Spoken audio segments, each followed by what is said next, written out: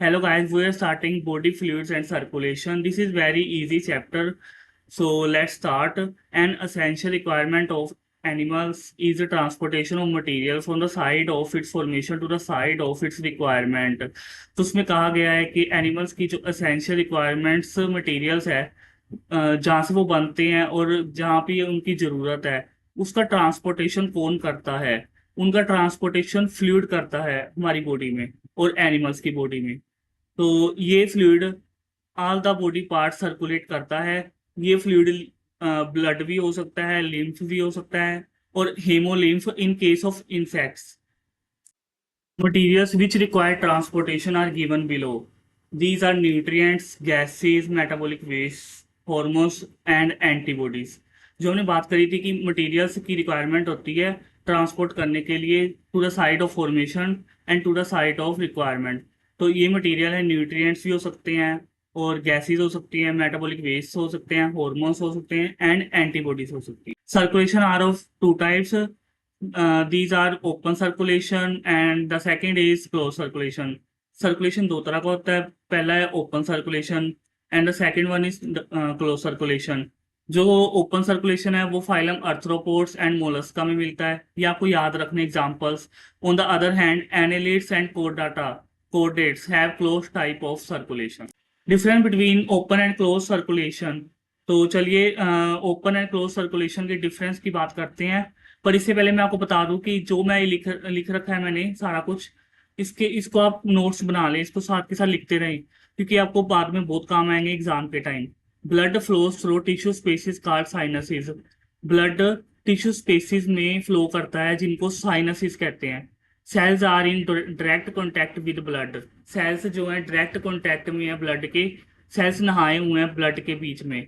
तो blood flows with less pressure, blood में कोई प्रेशर नहीं है और ये लेस इफिशियंट है। तो एग्जांपल्स है arthropods and many molluscs. Examples आपको याद रखने, एग्जाम में पूछे जा सकते हैं। And in case of close type of blood circulation, blood flows through definite channels called blood vessels. Blood tubes like veins, capillaries, arteries में ब्लड फ्लो करता है। ब्लड बिखरा हुआ नहीं है शरीर में। Cells are in not in direct contact with blood. Blood flows with more pressure. तो जैसे हम पाइप में पानी जाता है प्रेशर से, वैसे ही हमारी बॉडी में जो कैपिलरीज हैं, आर्टरीज है, वेन्स हैं, उसमें प्रेशर के साथ ब्लड जाता है and it is more pressure and it is more efficient. Examples इनके भी याद रखने, एग्जाम्पल्स है annelids, vertebrates and cephalopods. SA node is called pacemaker of the heart because its rate of discharge of the action potential or impulse is maximum and it is decide rate in which heart beats. तो देखो यार, सारे ऐसे node, AV bundle of hedge, परकिंजे fibre, सभी impulses तो बना लेते हैं, पर ऐसे नोड सबसे ज़्यादा इम्पल्स 1 मिनट में बनाता है, 70 से लेकर 80 तक। इसलिए ऐसे नोड को ही पेसमेकर कहते हैं और इसको ही कहते हैं कि ये कितना ज़्यादा हार्ट बीट करवा सकता है 1 मिनट में, यही डिसाइड करता है।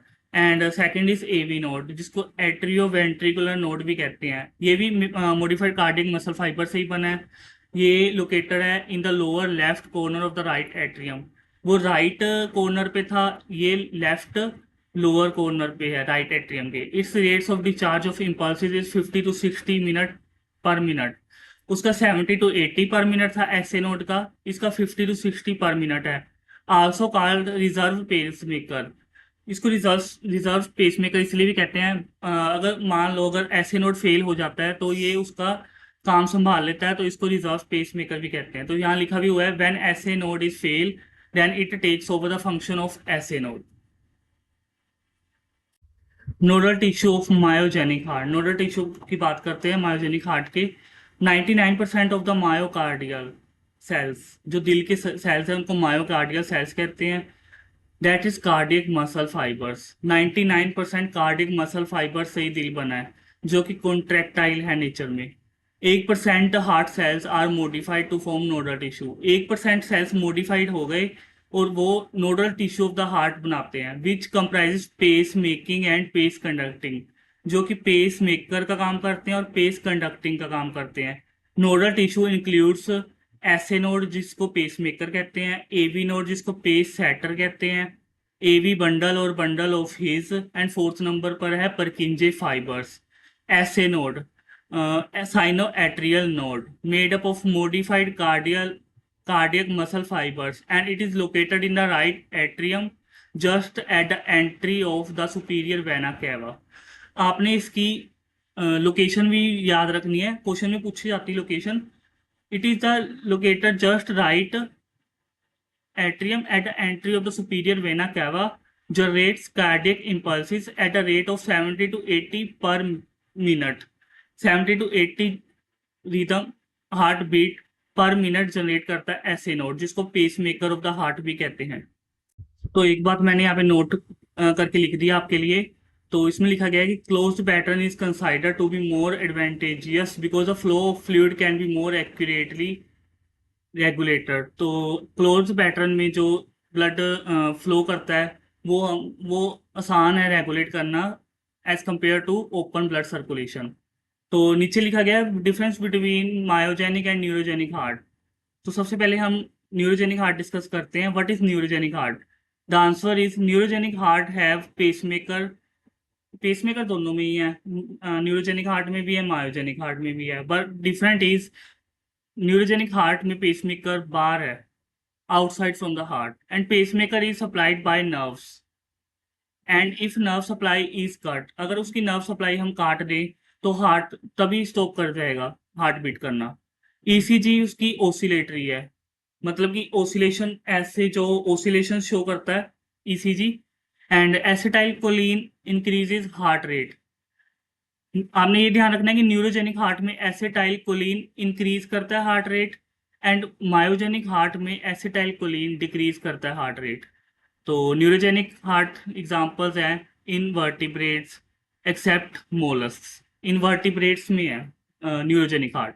And now what is myogenic heart?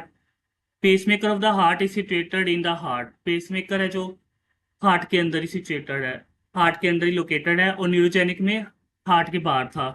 अगर इसकी नर्व सप्लाई काट दे तो हार्ट बीट स्टॉप नहीं करेगा, हार्ट बीट रेगुलर कंटिन्यूस करता रहेगा। Acetylcholine decreases heart rate.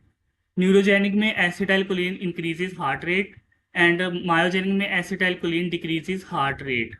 ECG shows definite waves. There are definite waves, P waves, Q wave, T wave, QRS complex, and for examples, mollusks and chordates. Myogenic heart mollusc and chordates में मिलता है।